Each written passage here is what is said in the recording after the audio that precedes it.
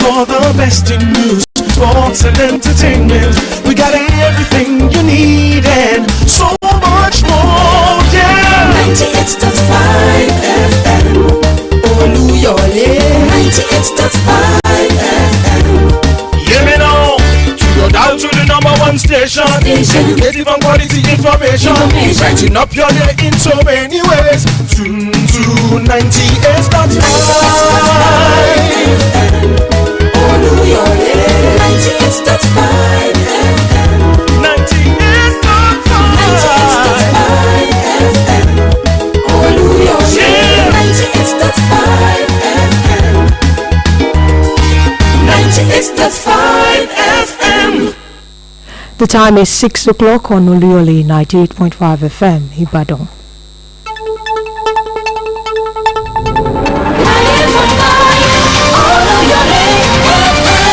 The news. Good evening. This is Temitope Olubodun. Reading with me is Afola Kelly Akobi. Good evening. We are both bringing you Newscope, our daily news program of in-depth reports, interviews and commentaries. First, the highlight. Federal government welcomes U.S. sanctions on terror financing suspects. Court fixes June 30 for Shore's bail application ruling. Oyo government declares security curfew in 10 local government areas. France detects first Ebola case. Now the news in details. The federal government has welcomed the decision of the United States government to impose sanctions on a Nigerian businessman, Mukhtar Muhammad Adamu, and two Bureau the Change operators over their alleged involvement in terrorism financing. In a statement issued by the Nigerian Financial Intelligence Unit, NIFU, today, the Nigerian Sanctions Committee described the action by the United States as a significant step in the joint effort to cut off financial support for terrorist organizations operating within and beyond Nigeria. The committee said the United States, through the Office of Foreign Asset Control, OFAC, recently designated Mukhtar Muhammad Adamu and the two Bureau the Change operators for sanction after Nigeria had already placed them on its own sanction list on June 18, 2026. According to the committee, the inclusion of the individuals and companies followed months of intelligence gathering, financial investigation and assessment carried out by relevant security and financial agencies. The government reiterated its earlier order to banks, other financial institutions, and designated non-financial businesses to control compliance with sanction obligations by freezing assets linked to listed persons and entities, filing suspicious transaction report, and notifying the appropriate authorities of any matches. Meanwhile, the reintegration of repentant terrorists may promote peace and reconciliation. It must be backed by justice, proper demobilization, and effective monitoring to safeguard affected communities and national security. War veteran Alhaji Lasisi Adetunji and retired intelligence officer Fatai Akinsomi stated these while analyzing the reintegration of 9,680 repentant terrorists in Borno State on BCOS TV Current Affairs Breakfast Program AM 120. Our reporter Olamide Owolabi, who monitored the program, has the details. As the world confronts another public health challenge, the recent outbreak of Ebola in parts of Central Africa has once again heightened global concerns over disease surveillance, emergency preparedness, and the resilience of healthcare systems. With confirmed cases and fatalities on the rise, health authorities are intensifying efforts to contain the disease and prevent a wider public health crisis. Speaking on Ebola virus demystified, breaking down myths and misconceptions on the Saturday special program, the Director of Public Health, Oyo State Ministry of Health, Dr. Akintunde Babatunde, described Ebola as a highly infectious and life-threatening viral disease commonly characterized by symptoms such as fever, headache, vomiting, and general body weakness. He explained that they cannot resettle back into that community any longer, conveniently, comfortably, because of what they perpetrated in that place. And the family of those people that have been victims, they will not off their mind with it. Let us be sincere with ourselves. Even in conventional wars, when you capture an enemy, how do you bring him in immediately? Then he join you, or you? It's just something that I don't know how to explain it. I'm feeling bad about it. That is what we are now seeing here in our area here, because those people 900, 680 you are talking about, they cannot go back to their villages and reside. And those are the people who are getting motorcycle, fill up the trailer, coming to the south to settle down. I'm not talking of those people who attack our people in the bush. No, those are people who are the active terrorists. But now those people that they say they decriminalize, which I doubt that is possible within weeks. How do you do it? To the virus, an infected person may remain symptom-free for up to 21 days and cannot transmit the disease until symptoms begin to manifest. Dr. Babatunde also noted that environmental factors play a critical role in the emergence and spread of disease outbreaks. Q. Also speaking on the program, consultant, community and geriatric. Before they think about reintegration, I believe that there must have been adequate disarmament. That is, a lot of ammunition that is their possessions must have been gotten from them. Then they must have gone to the other stage of demobilization. That is, they must have gone certain system that will make them to change their mindsets along the path they are taking before. So their disarmament and then the issue of disarmament and demobilization must have been extremely prioritized, and that will not be open to the general public.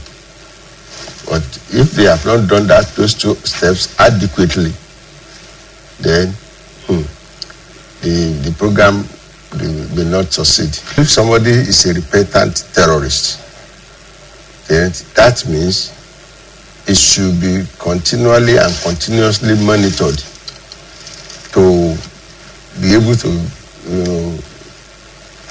ensure his loyalty. Because once the loyalty is not 100%. UCH, Dr. Enola Cadmus explained that Ebola virus attacks various body systems, causing severe damage to vital organs, including the liver and kidneys. She noted that there are 6 known strains of the Ebola virus. President of the Senate, Godswill Akpabio, has urged lawmakers to approach debate on the bill for the establishment of state police with open minds, guided solely by national interests, constitutional principles and the collective welfare of citizens. Akpabio made the call at the resumption of plenary today in Abuja. Recall that the Senate was due to consider the bill for an act to alter the Constitution of the Federal Republic of Nigeria 1999 to provide for the establishment of state police and for related matters. Senator Akpabio said the Senate must put national interest above personal views as it deliberates on the constitutional amendment bill. He urged the lawmakers to bear in mind the Senate's tradition of robust discourse, urging them to contribute fully but respectively. The Senate President called on the lawmakers to draw from their diverse backgrounds in reaching a decision that will stand the test of time. The Federal High Court in Abuja today fixed June 30, 2026 for ruling on an application by activist and publisher Oluyole Sowore seeking the restoration of his bail and the setting aside of a bench warrant issued against him. Justice Mohammed Umar adjourned the matter after parties adopted their processes in the application. The court had on June 16 revoked Sowore's bail and issued a bench warrant for his arrest after he failed to appear in court for his trial on allegations bordering on cybercrime and criminal defamation. The Department of State Services (DSS) is prosecuting Sowore over alleged criminal defamation arising from claims that he referred to President Bola Tinubu as a criminal in a post made on his official social media handle. Sowore has pleaded not guilty to the charge. A high court sitting in Sokoto State has sentenced 3 men, including a foreign national, to death by hanging following their conviction on charges bordering on terrorism and arms proliferation.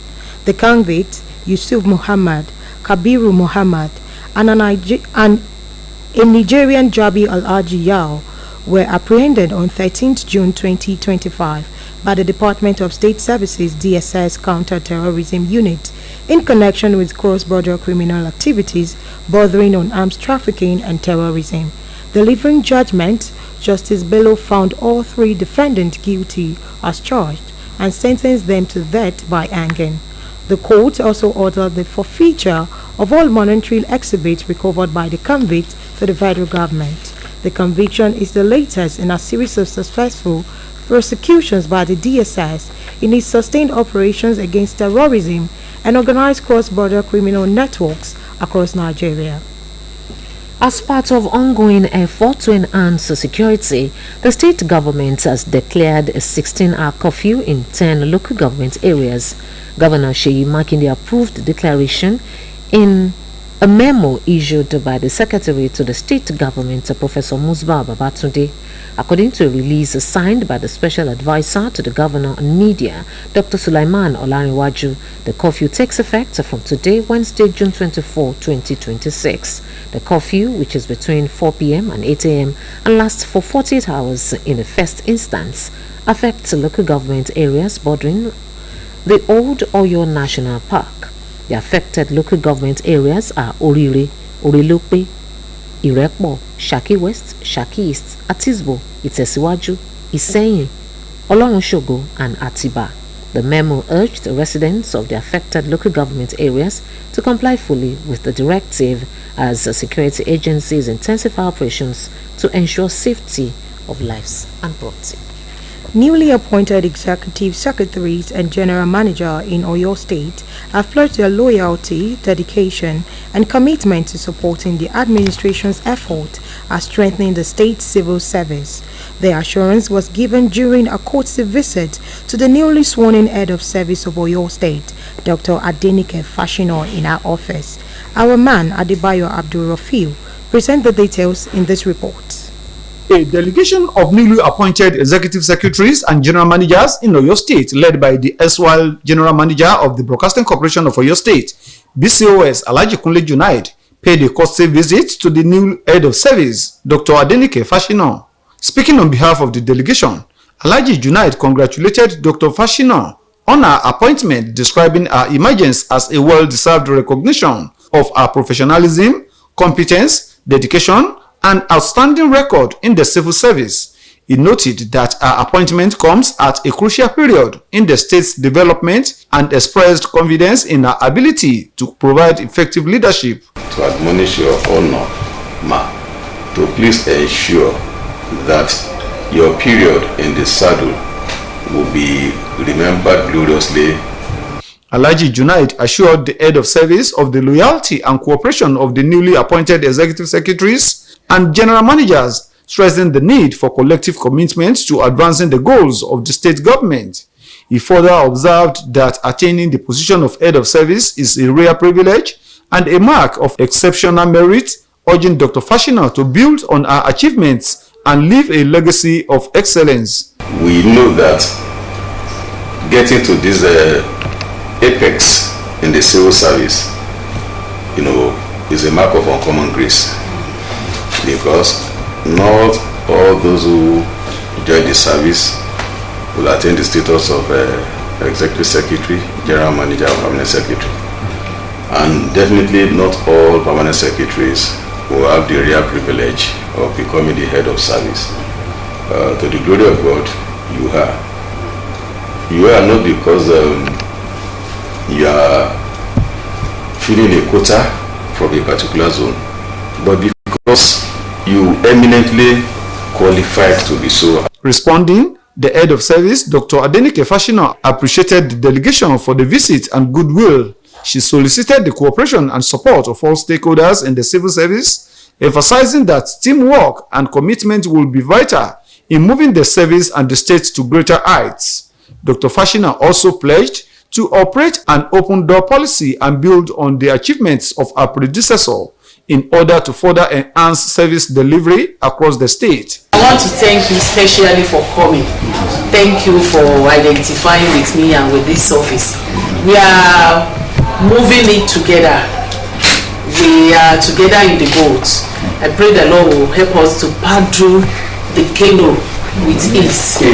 Special prayers were later offered for the new head of service by the Executive Secretary of the Oyo State Anti-Corruption Agency, Oyaka, Dr. Folashade Ajibade. Among the newly appointed officials on the visit was the General Manager of BCOS, Mrs. Taiwo Adebowale Adebayo Abdurrafi. BCOS News. This broadcast of Newscope comes to you from the Broadcasting Corporation of your state, Ibadan. The federal government, in collaboration with the African Development Bank and UN Women, today inaugurated the Nigerian Gender Profile and Roadmap to Equality 2030 to address gender disparities.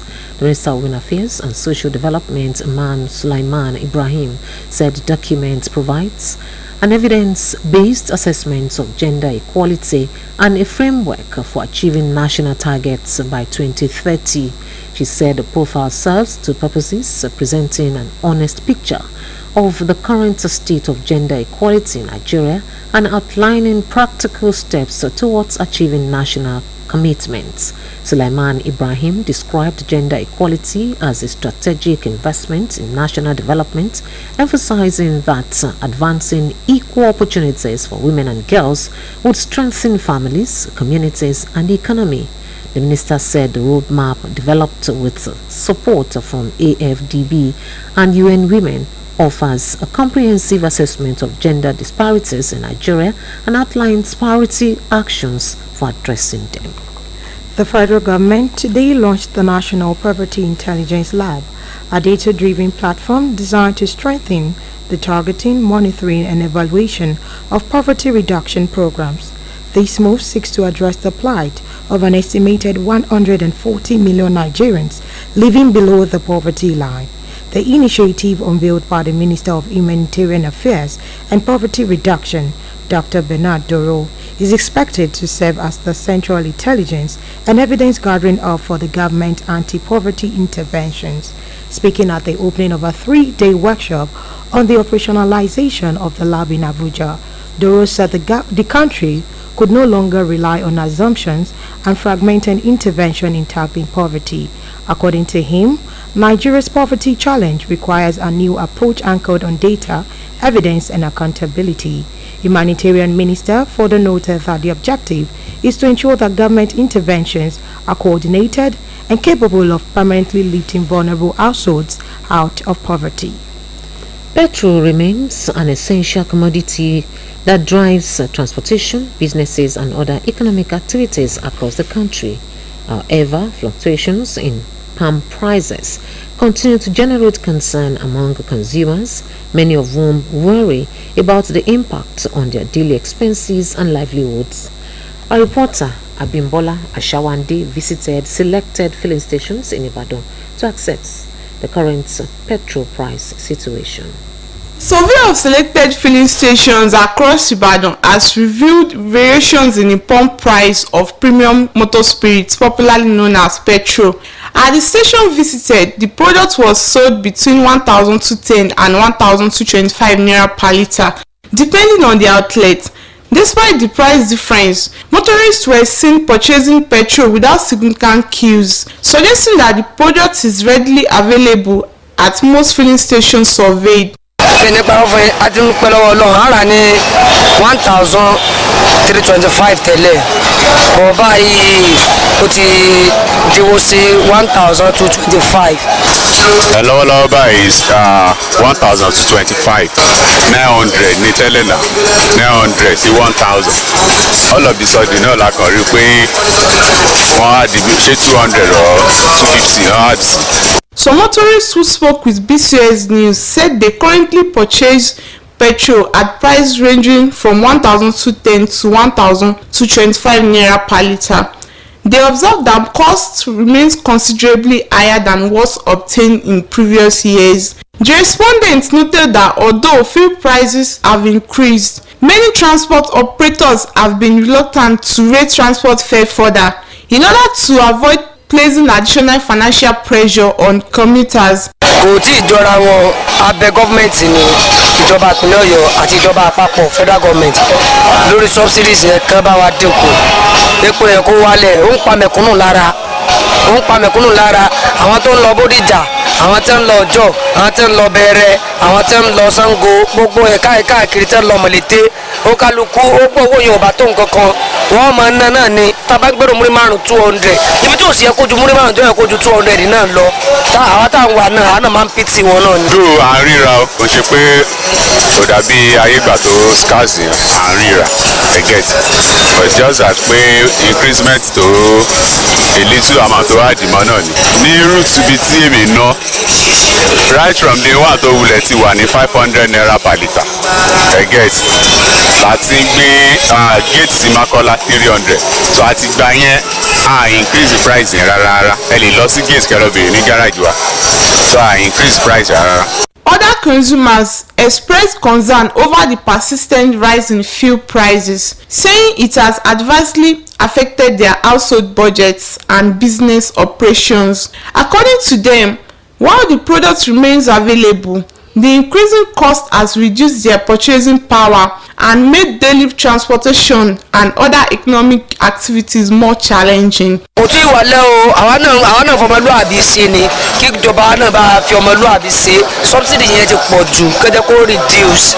The responding appealed to relevant authorities to implement measures that would help stabilize petrol prices and ease the economic burden on citizens. Stakeholders maintain that affordable and stable fuel prices are critical to economic growth, efficient transportation, business sustainability, and the overall well-being of Nigerians. Abimbola Ashawande, BCS News. On the foreign scene, France has confirmed its first Ebola case in the country during the current outbreak as a doctor returning from a humanitarian mission in the Democratic Republic of the Congo tested positive, French health authorities said. Foreign desk editor Folashade Akintola compiled the story and others as presented by Khadija Lawal. In a statement on Wednesday, the French Health Ministry said the healthcare worker was operating in one of the areas where the virus was circulating. An epidemiological investigation is underway to identify individuals who may have been in contact with the patients. They will be contacted by health authorities to self-isolate for 21 days, the statement added. On May 17, the World Health Organization declared the outbreak a public health emergency of international concern. Meanwhile, much of Western Europe is in grip of a sweltering heat wave that has smashed temperature records in many countries and left tens of thousands of people without power in France. The extreme weather is being driven by atmospheric and circulation patterns that keep hot air trapped in place for days, causing the mercury to slowly rise. As global warming exacerbates these factors, experts said. France's national temperature indicator showed that an average of daytime and nighttime temperatures across 30 stations reached 29.8 degrees Celsius on Tuesday, the hottest since measurements began in 1947. The heat wave caused the country's first major power outage of this latest bout of extreme weather after a heat-related incident with a transformer left about 68,000 households on Wednesday without electricity in the northwestern department of Finisterre, authorities said. While teams worked through the night to fix the issue, which took place late on Tuesday, power is not expected to be restored in full until the end of Wednesday at the earliest. And lastly, North Korean leader Kim Jong-un has vowed to equip his navy with nuclear weapons and build larger warships in a move to underscore Pyongyang's drive to expand its military capabilities despite heavy international sanctions. State media said Kim made the announcement on Tuesday at the commissioning of the 5,000-ton warship Choihyun in the western port city of Nampu, describing the nuclear army of the fleet as a strategic course to keep the country's forces ready for multifaceted and efficient operation. North Korea says the Choihyun is fitted with some of its most powerful weapons, and Kim has already overseen a cruise missile test from the vessel. He also pledged to soon commission another large destroyer, the Cancun, and to begin launching 10,000-ton class strategic warships, a size that would symbolically narrow the gap with South Korea's navy and bring the North closer to US and South Korean blue water capabilities. Pyongyang, which calls itself an irreversible nuclear state, frames the build-up as deterrence against Washington and Seoul. The Korean peninsula remains technically at war, and Kim has accused the allies of driving the region to the brink of a nuclear war. Khadija Lawal, BCOS News. To end this edition of Newscope, here again are the main points. The federal government has welcomed the decision of the United States government to impose sanctions on a Nigerian businessman, Mukhtar Adamu, and two bureau de change operators over their alleged involvement in terrorism financing. The Federal High Court in Abuja today fixed 30th June 2026 for ruling on an application by activist and publisher Oluyole seeking the restoration of his bail and the setting aside of a bench warrant issued against him. As part of ongoing efforts to enhance security, the state government has declared a 16-hour curfew in 10 local government areas. On the foreign scene, France has confirmed its first Ebola case in the country during the current outbreak, as a doctor returning from a humanitarian mission in the Democratic Republic of the Congo tested positive, French health authorities said. If you see something, say something. Be security conscious. And that's all from Newscope desk. For now, it was packaged by Mary Adedapo and delivered by Temitope Olubodun. Afolakemi Akombi. Thanks for listening, and don't forget to tune in for the Yoruba edition at 8 o'clock tonight.